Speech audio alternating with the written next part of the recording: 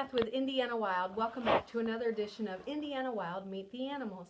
Today's special guest is Sir Bubo. He is our Eurasian Eagle Owl. Now, he is amazing. He's going to be 2 years old in June. Right now he's kind of processing all the sounds and things. Eurasian Eagle Owls are actually native to Russia, Europe, and Asia.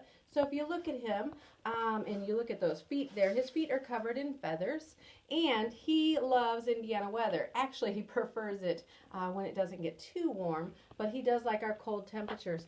Now, if you look at him, he's amazing. He's got all these great features because he is a bird. So he has a backbone. He hatched from an egg. He's warm-blooded, but look at this. He's got some super cool things. One, look at that head. He can turn his head 270 degrees, and then look at those eyes.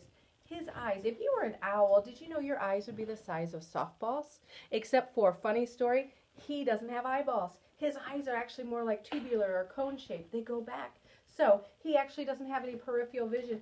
If I have you stand there and look at him and tell you to look to your right without turning your head, you can do that. You can move your eyes. His eyes are actually fixed.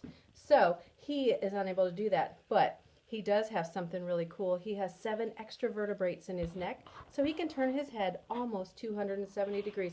Let's see if we can get it right there. Oh, there you go. Look at that, 270 degrees. Now, friends, if you tried to do that, do you know what would happen?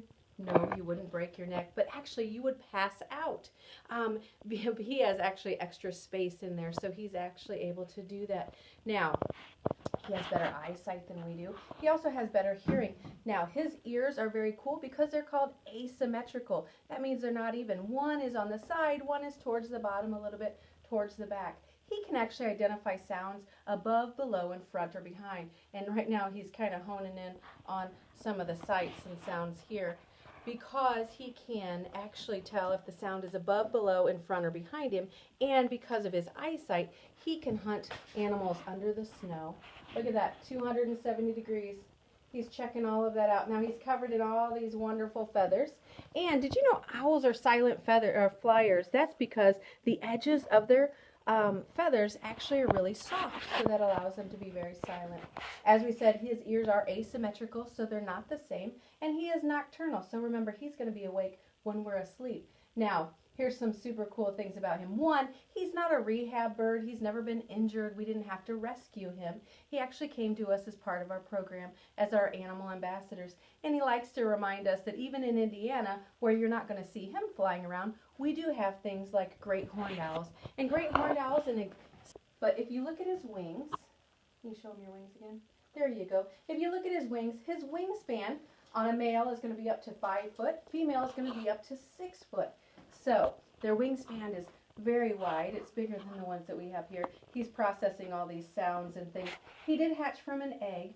Now he has these huge talons to catch his prey. And his prey, friends, at Indiana Wild, we are animal people. We don't feed him anything live. He actually eats mice and rats. And actually, every day, he'll eat a medium-sized rat.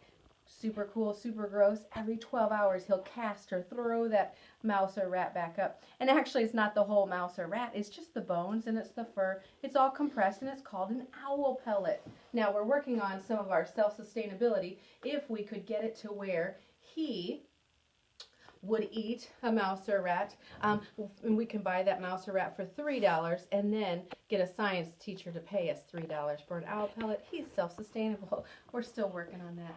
Well, friends, I hope you enjoyed meeting Sir Bubo of Friendsville. Now, we do celebrate the science, actually not just the science and nature of animals, but also how they're intertwined in all different parts of our lives. So Bubo's name actually came from the old movie Clash of the Titans.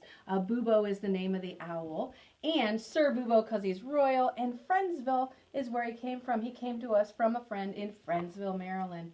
We hope you enjoyed meeting Sir Bubo. We hope we'll see you again tomorrow at 2 o'clock. Thanks. Be safe. Wash your hands. Have a great day.